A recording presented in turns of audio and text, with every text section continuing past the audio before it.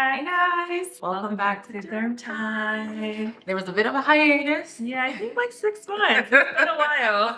Some things were developing. Yeah, we have a baby.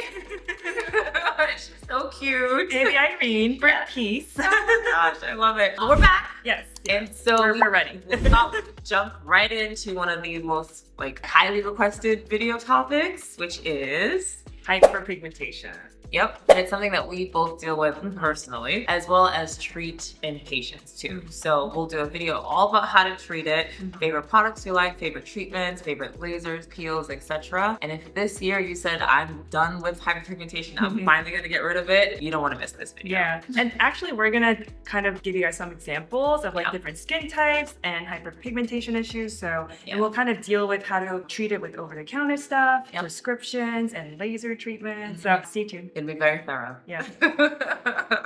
All right, let's dive right in. So now with hyperpigmentation, there's so many different ways to approach it. What do we want to address first? I would say let's start with topicals, meaning like creams, serums, etc. And we like over-the-counter stuff? Exactly. Okay. Like this is if you don't have access to a dermatology, you're just at home and want to get something to treat your hyperpigmentation, what can you get? Yeah, and this will apply to all skin types.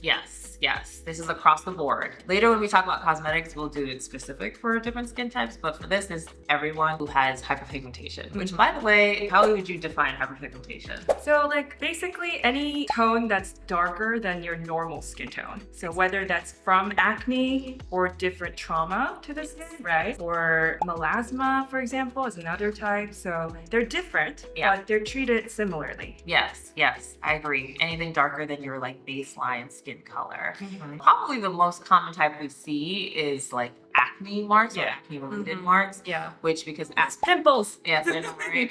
The pimple is inflammation in the skin. And so when the pimple goes away, it leaves a mark. And so we call that post-inflammatory hyperpigmentation. And they come up even without picking. Even without picking, that's the thing. I know we think that they don't pick, but it does happen. Don't touch it. I used to joke with patients that if I breathe too hard on a spot, it will hyperpigment. From the heat. Yeah, some people are just prone. Some people are just prone. I'm one of them, so I get it. It's annoying, it's frustrating, but it's treatable. Yeah, and bug bites too. Bug bites can do it. Yeah, you see that all the time in the clinic. Trauma, if you I don't know, get marked from a stove or a scratch or something like that, that can hyperpigment. So there's so many things that can cause it. And then there's things like melasma, which is more, whether it's hormonal related, sun related. But yes, similar ways to treat these things.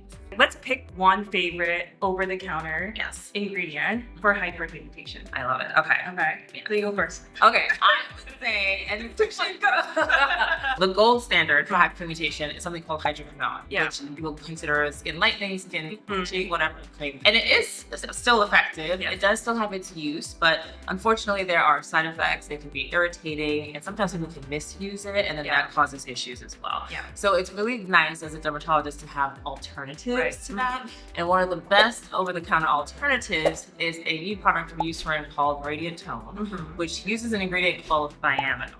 And basically the short version is that thiaminol can be at least somewhat similar in efficacy to hydroquinone. However, you do have to use it more often. And that's based on the studies that they did. I believe it's twice a day. At least, Someone even said 3 times a day, but oh my goodness. I tell patients at least twice a day. And at least for 8 to 12 weeks. Exactly. Give it more time. It works slower, but you can get there. And more importantly, you get there without the irritation. Right. It's definitely not irritating. No. The only thing I would say about the Eucerin one, however, is that it has a light scent. There's a little fragrance in it. I mean, honestly, it's totally fine on my skin, so you can just test it out. And find sure out you're okay with it. And I'm a little sensitive, so I have sensitive skin, but I can tolerate it. I think when I've recommended it to patients, I'd say 92% of the time we can tolerate it, which is pretty high.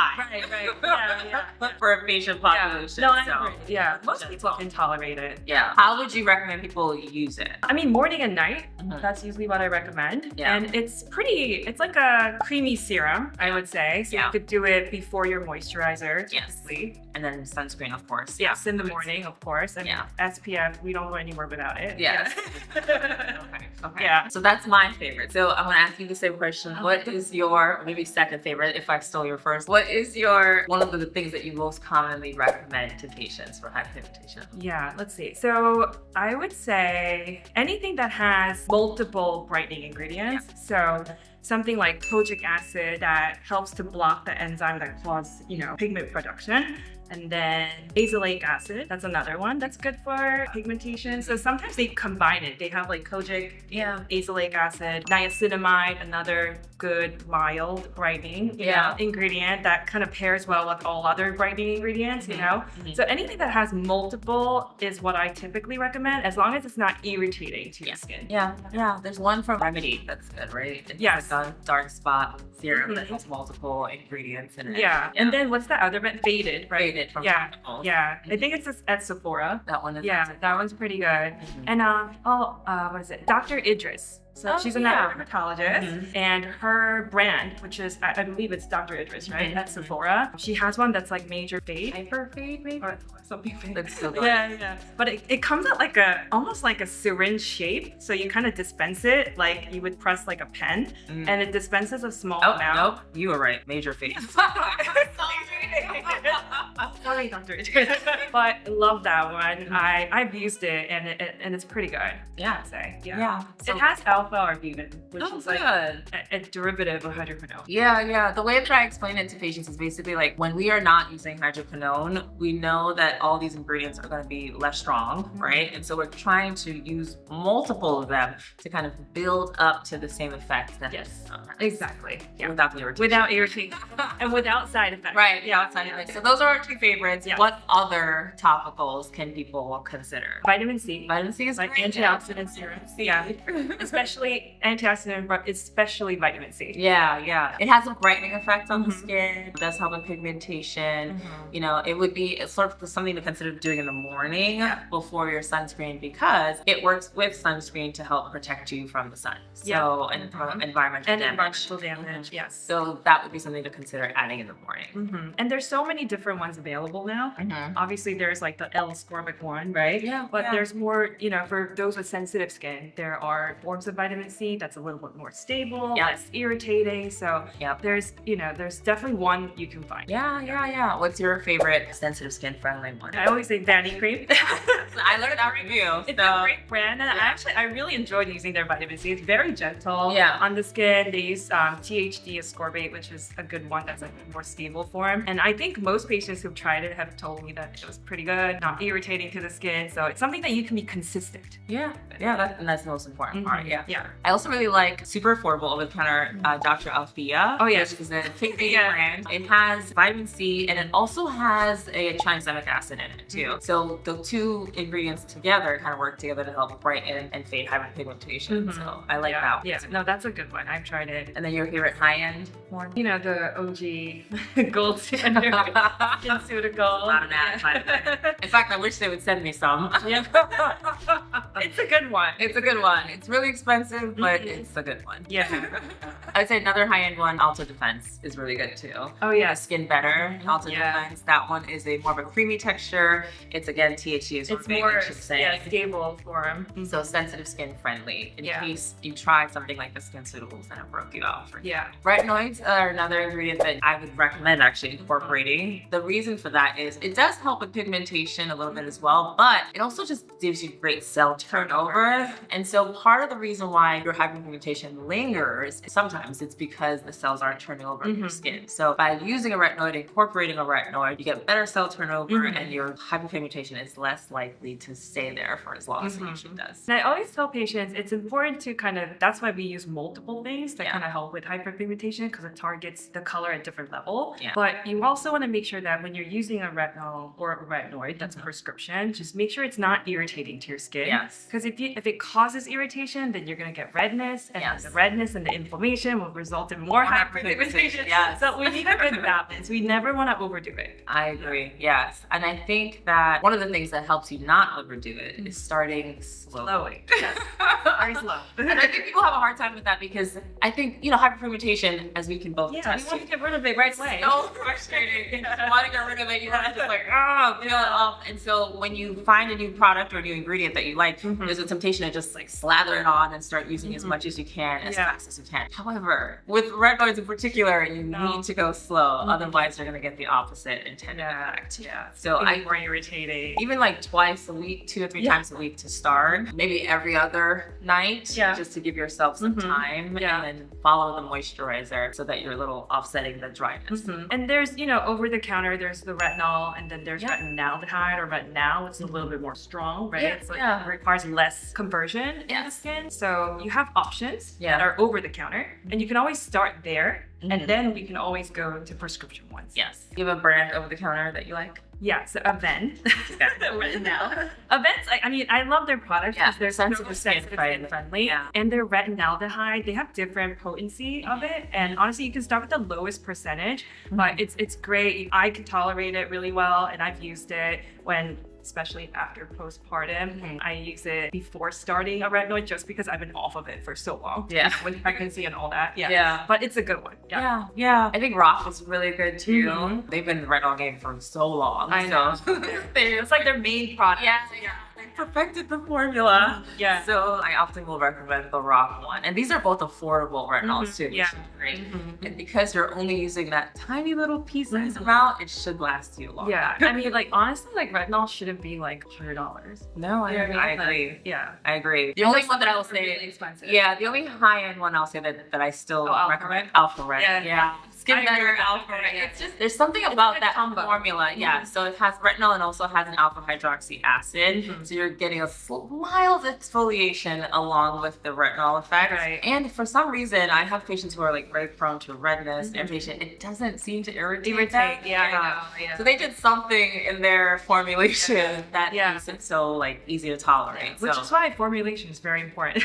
Very important. Yeah. But yes, those would be our over-the-counter options. So now we'll talk about some prescription options. Yep. And this also applies to all skin types. Yes. What is your go-to prescription? I start with the gold standard, right? Hydroquinone. And as we said, it's not for everybody. Right. But in the cases where it does apply, I do think it is an effective and strong ingredient. And usually we're prescribing the 4%. There are higher formulations that you can get from like a specialty compounding pharmacy, but the most common is a 4%. And yeah, like I said, it works really well. I usually would have people start maybe like once a day, and then they can maybe gradually increase to twice a day. And then of course, wearing your sunscreen is super important just to help offset any potential, irritation. Yeah, so I agree. The hydroquinone 4%. It also comes in the branded version Triluma, which is a combination of hydroquinone with tretinoin and a steroid. So basically, we kind of touched on the retinoids before,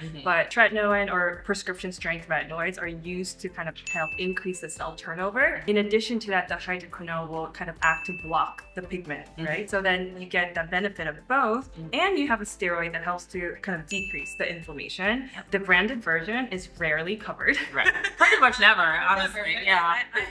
I would send it just to see if the insurance will cover it, because some patients want to try that way. But I don't think I've ever had it covered. Right. Yeah. So we send it to compounding pharmacies typically, and it's more affordable now. Yeah, it's much more affordable, probably around like $50 or something. Yeah. And you get it mailed to your home, and then you can use it. Yeah.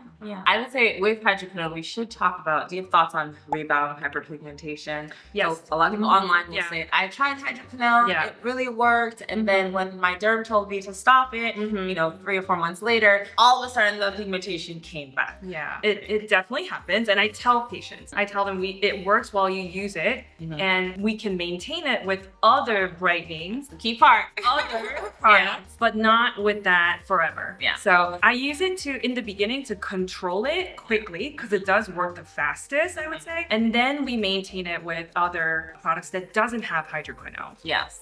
And that's the importance, in my opinion, of doing this under the direction of your dermatologist, because rather than just saying stop, you get a transition to a non-hydroquinone product. And so that way you still have something impacting the melanin and helping with the pigmentation on your skin that's not hydroquinone, rather than just abruptly not doing anything and then allowing that pigmentation to come back. Yeah. And I have to say, like, to give you guys a realistic expectation, when you do stop hydroquinone or the Triluma or the compounded cream, the pigmentation does creep back a little bit, sometimes even while you're on other brightening products. And so it's really hard to keep it clear, but a lot of times we can manage it so that it doesn't come back fully. And that's really the goal, is to make sure that it fades out to the extent that where it doesn't really bother you as much, or that it's not as prominent. Yeah. And then with time, those other ingredients will take effect, Right. and will fade it even more. Yeah, So exactly. So all about consistency. exactly. Yeah. And some protection. Exactly. Exactly. Yeah. And one of the most dreaded side effects of hydroquinone is exogenous Ochronosis. ochronosis. Yeah, which just means that instead of your hyperpigmentation getting lighter, it actually gets dark. Much dark. And it's really frustrating when that happens, and then to treat it. Yeah. So to avoid it, we like to use these alternatives. I think it's very difficult to treat. I mean, I had at least 2 patients that I've seen with biopsy-proven ochronosis. Yeah, And same. it's like almost like inkjet, like Yeah. dark Almost grayish, discoloration. And sometimes it looks like dots, like very, very difficult to treat. Yeah. I believe certain lasers can help. Yes, I have done laser on them. I've done something called Permea, which was helpful on them. I will say every patient I've seen with it, I think it was like a common theme here. They were usually using an over-the-counter hydroquinone. Yes, like the 2%. Yeah. That was it's not available anymore. Exactly. Yeah. Not available, or they were using something abroad. Oh yeah, that has like a higher percentage. Higher percentage, and it's unclear what other ingredients were in there. Right. So this is why. And for years and years they've been using it. Yeah. This is why you want to do, if you're going to do hydroquinone, you want to do it for short periods of time and under the direction of a dermatologist. For sure. Because that way you're able to make sure that you avoid those side effects. Because I still prescribe it. It's I do just too. you just have to be using it the right way and with a good follow-up. Yeah, exactly. Azelaic acid is another one. Yes. This one's interesting because it's available over the counter, usually in like a 10%. Yes. But then there's a prescription form that's usually about 15%. Yeah, to 20. Yeah, 15 to 20, depending on where you're getting it from. Yeah. And I do think that there is a difference. I have seen some people maybe not respond as much with the 10%. Yeah. And then with the prescription form, they do see a little bit more improvement. I So agree. Yeah. that incremental 5 to 10% does actually help. Yeah. And usually I would say 15% is where we start, and we can usually get that at a reasonable price covered. Yeah. 20% is like never covered. Yeah. Because I've tried it. Yeah. It's a specialty pharmacy thing. Yeah, For sure. It was like never covered. Yeah. And I tell patients, it depends on patients. Some people are totally fine with azelaic acid, but it can be drying for some patients. Yeah. And tingly when you apply it. I think it's tingly. So I usually say start once a day, see how you do, Yeah. and then kind of go from there. Yeah. And it can be done morning or evening. So that one's pretty flexible. Yeah. And it helps with redness. So sometimes when people have hyperpigmentation and redness or rosacea, then that's a great ingredient because you get like 2 for 1 there. Yeah. And it helps with acne. So it helps with everything. That's a lot of everything. Yeah. Just to summarize. Yeah. Like the more I think about it, like, that's too. So if you have acne and you have hyperpigmentation and you have a little bit of redness overall, then that's a great one to target all 3. Yeah. I would say for me, it's never going to be my like sole prescription. Oh yeah. That makes sense. I think it's an add-on. Yeah, it's a, what's that phrase? It's a jack of all trades, master of none. That's how I classify it as like it's like it helps a little bit with everything, but it's never gonna be a grand slam. So it's usually like one of several things that we're doing. Yeah. What other ones are there? What about oral tranexamic? Oral tranexamic. So it's one of those things that it's effective. Yeah. It works. Yeah. You just can't be on it forever. Yeah. And it has side effects that you have to be comfortable with. But so topical tranexamic acid, very safe. We use that all the time. Oral recently has come into the picture, particularly for melasma. Yes. Yeah, for melasma. Not for like regular hyperpigmentation, but most of the times we use it for melasma. That's very refractory, I would say. Yes. And it's effective. The downside is it's really hard to discontinue because the pigmentation comes back in most cases. So I usually have to do it as a combination.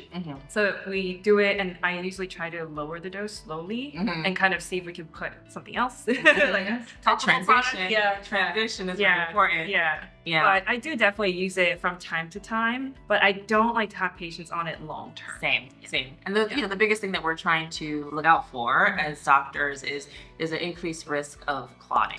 Right? So if you are someone who already has a baseline risk of clotting, say for example you're a smoker or you are on oral contraceptives, contraceptives. I probably would not do the oral TXA because I don't want two small wrists of clotting put together, make it less small, you know? So that would be something that's like contraindicated in this case. But for the average person who does not have that and doesn't have any family history of like early strokes or anything like that, I think it's worth considering and talking to your physician about. Yes. So that's about it for oral. So now let's move on to the fun stuff. Procedures. This is where skin type matters. Yes, right? oh my goodness. Yes, it does. Yes. Yes, it does. So let's talk about lasers first. Sure, yeah. Okay. So let's say, for example, like skin type 3, 4, Okay. 5, 6. Okay. What kind of approach are we taking here? So in terms of lasers, Yes. right? So I think a 3-4 has more options compared to a 5-6. Okay, then let's start with 5, 6. Okay, so 5-6. We'll start with 5-6. I'm a 5-6. So Yeah. 5-6, it's a balance, right? Yeah. Lasers are amazing. They're great. They can do so many things.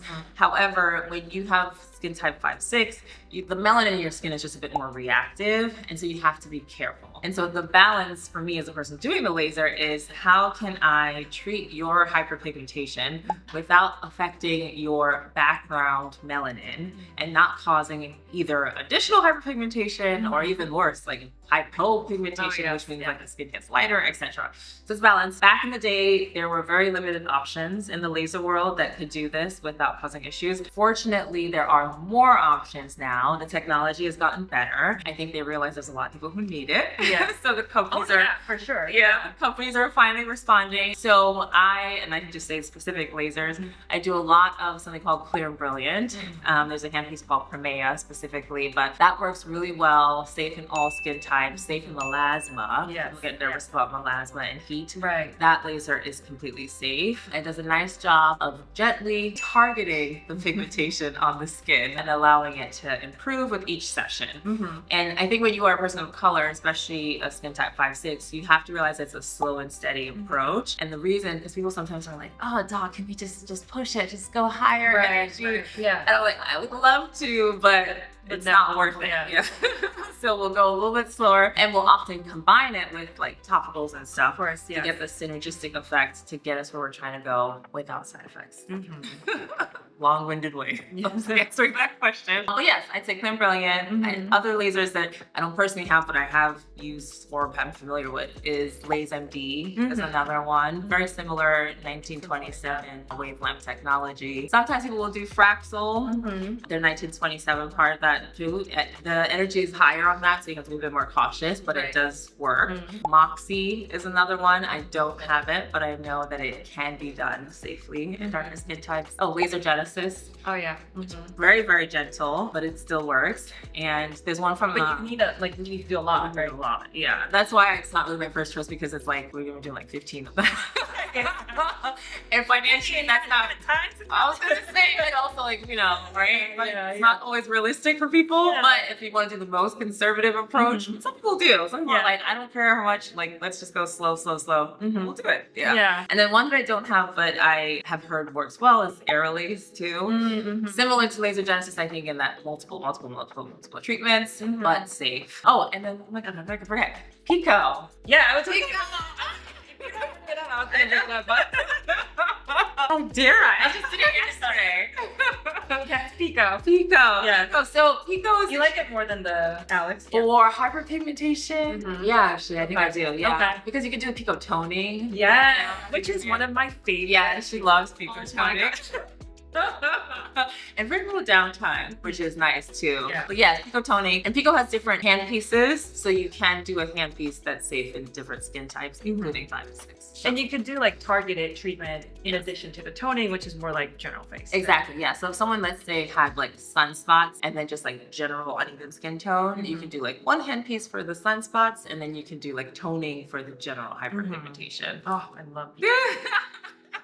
The first time I did it was in Korea, and I did it 3 times every week. And that probably helped with my sunspots the most. Yeah. Just because they were so light. Like my sunspots are not dark. Yeah. They're like super light. So like it's really hard to do like targeted treatment because it'll get better, but then it still comes back a little bit. Right, you know? right. So then when I did the Pico toning, like it was very gentle. I enjoyed it. So numbing. You know, you just It's like a warm feeling. Yeah. But that's probably one of my favorites. Yeah. They only spaced it out a week in between. Well, because because you were leaving. I was like, 3 weeks. Let me do this every week. And I was like, that's aggressive. But it makes sense. You only had 3 weeks. But they did it, and then they do that, the mask, the cooling. Yeah. So like, Yeah. So I think that helps offset any irritation. So I was okay. Yeah. I need to go to Korea. That's all my Or go here. Or you could do me too. I just want to be in Korea, that's all. So what about skin type 3 to 4? Yeah, so I'd say pretty much everything that we did for 5 and 6. So Clear Brilliant Pamea, Fraxel, Blaze MD, Aerolase, Laser Genesis, Pico Toning. And then you can also consider doing something like an Alex too. So Alex is at 755 wavelength. And for 3 and 4, I think that comes into play in a way that I would not do for 5 and 6. Okay. So more for like targeted dark spots? Exactly. Okay. Yeah. Targeted dark spots. And sometimes, you know, because I think 3 and 4 often tend to have more of a mixture of pigmentation. So you'll have more like the sunspots or like lentigos in addition to hyperpigmentation. In contrast to 5 or 6 where it tends to be just hyperpigmentation from the sense of like PIH hyperpigmentation. Yeah. So I think that something like an Alex becomes really useful. And you can combine them, right? Like you could do like a focal treatment with Alex and also do like a Clear and Brilliant or like a Fraxel. Yes, I actually just did that yesterday. Yes. Alex and Clear and Brilliant combined. Yeah, and safe. Yeah. As you can see, like it's all about combination, right? Yeah, combination. When it comes to cosmetic stuff and topicals. Okay, so what about skin type 1 and 2? So skin types 1 and 2, I would say, so basically all the lasers that we already discussed for 5 and 6, all the lasers of 3 and 4. So you can do everything from Alex to Clear and Brilliant to Fraxel, Blaze MD, Aerolase, Moxie, Laser Genesis, Pico. But in addition, the one that I do exclusively in skin types 1 and 2 is IPL. So IPL, oh yes. Actually, if you want to get really nerdy for a second, IPL is technically not a laser. Like from a physics perspective, it stands for intense pulse light, and it has multiple wavelengths in it, as opposed to lasers only have one wavelength. So that's your nerd fact of the day, coming straight from me. But IPL is a great treatment, and it works really, really well, and it does a nice job. I like it, especially when someone has a little bit of brown and maybe red too on the skin, because it does a nice job of picking up both, and can do basically this turns those spots a little bit darker and then kind of flakes off on their own. So it's a great treatment, I think, and I'm emphasizing it that way because it gets a bad rep. Because there's a lot of online, there's a lot of people who have been burned by an IPL, and 99.9% of the time, it was of someone doing it inappropriately, meaning that they did not have the skin type that was right for IPL. So I exclusively only do it in skin types 1 and 2.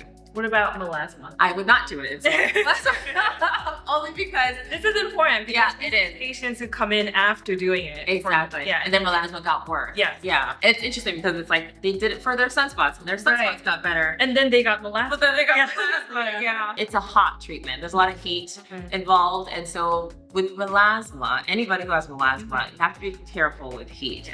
And so something like an IPL, I would not do. Even Fraxel, you want to be careful with, because it can stimulate those melanin to produce more, and so you want to avoid that or anything that's super hot.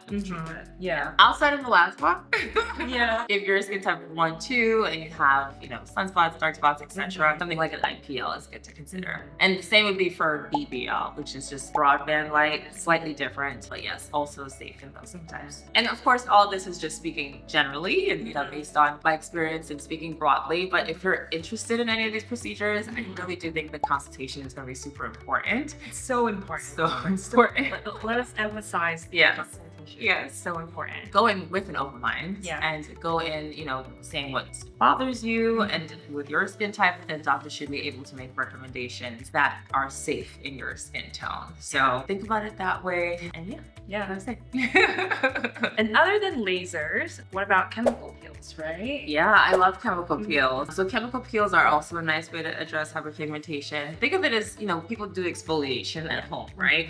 Think of it as a stronger exfoliation than that's done in the office, often sometimes left on, and then at home later on that day, or maybe a couple days later, you'll experience peeling on the face. Yeah. So chemical peels are great. I would say they're not for everyone. So if you have really sensitive skin that gets irritated quickly, probably not my first choice, because I think that strong exfoliation can be too strong. Right, yeah. But outside of that, I think they're a great treatment. And your favorite one? Probably VI peel. Yeah. I do it on myself too. Safe in all skin types. Safe in all skin types. Yeah, I do maybe a little differently in certain skin types because there's like a number of passes, right? But safe in all skin types. And it's great for like acne, pigmentation from acne. And because there's retinol in it, it does even help with just some like the anti-aging, fine lines, etc. And they have one for the body too, which is great. So yeah. But what makes you kind of tell patients like, oh, but the laser would be a better option? That's a great question. I think, just speaking candidly, a peel is not something that I can really control as much, right? Like I put it on and then you walk out the door and you come back maybe like a week or two later. Right.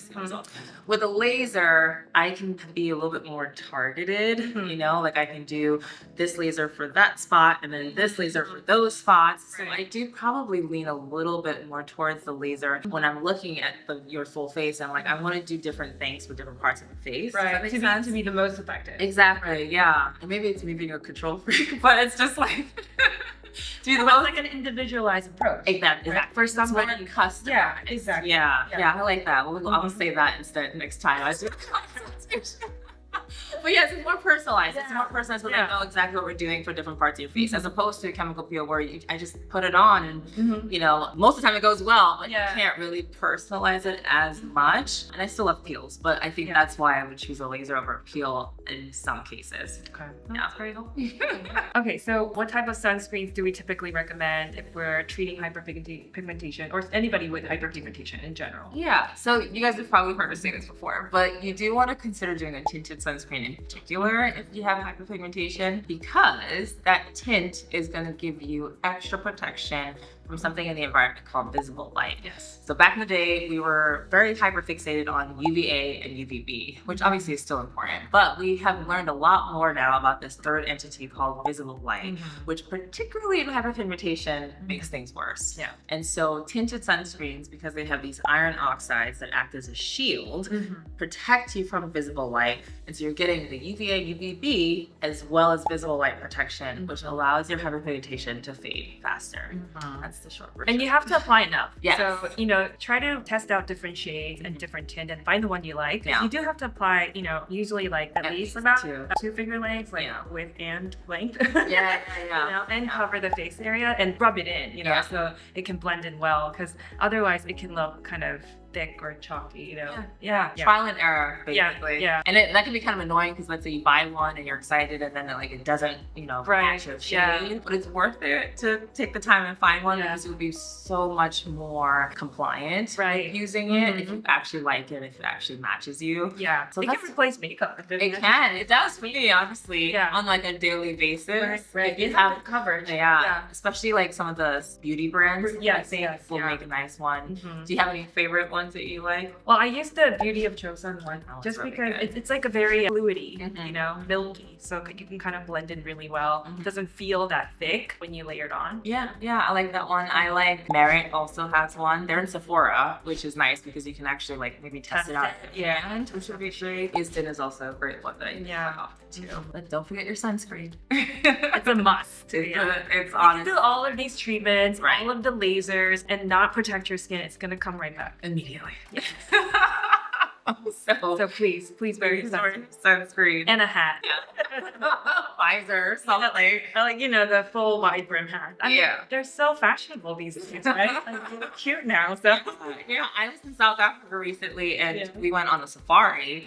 And you expect to just get roasted during the safari, but I had this like little cute visor thing, and I was protected. You need the fun things and still protect your skin. Exactly. I mean, hyperpigmentation can be so frustrating. We deal with it too. Yeah. But there are good solutions out there. And we kind of talked about over-the-counter options, prescription options, cosmetic options. Yeah. So there's definitely a good approach for your skin. Yes, yes. We intentionally try to make it accessible so that even if you never see a dermatologist outside of seeing us, you have some options for treatment. So be patient.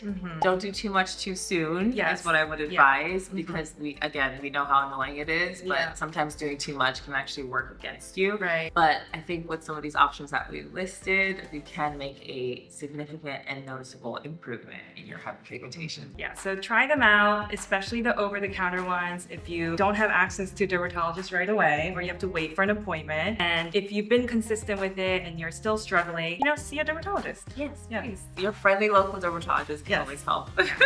And that's it from us. Thank you so much for watching this video. Thank you guys. See you guys next time. Bye.